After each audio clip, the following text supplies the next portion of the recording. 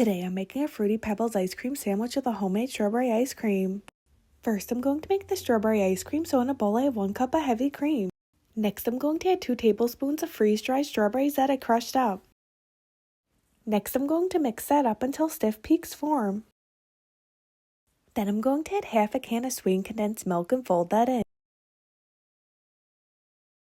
Then I'm going to cover this in plastic wrap and put this in the freezer for 3 to 4 hours. Next I'm going to make the Fruity Pebbles cereal treat, so in a pot I have 5 tablespoons of butter. Then add a whole bag of marshmallows and cook this on medium heat, stirring occasionally. Now that everything is melted, add 6 cups of Fruity Pebbles and mix that up until the Fruity Pebbles are coated in the marshmallow mixture.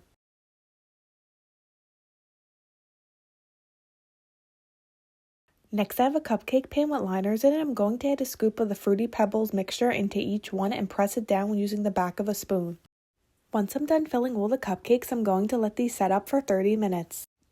Now that it's been 30 minutes, I'm going to peel the cupcake liners off the Fruity Pebble treats, and then I'm going to press them down so they're flatter for the ice cream to go on top.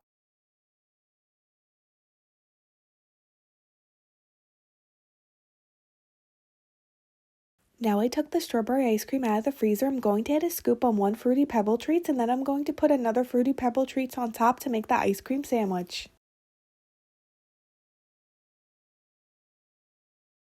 Here's an up-close look at the Fruity Pebbles ice cream sandwich.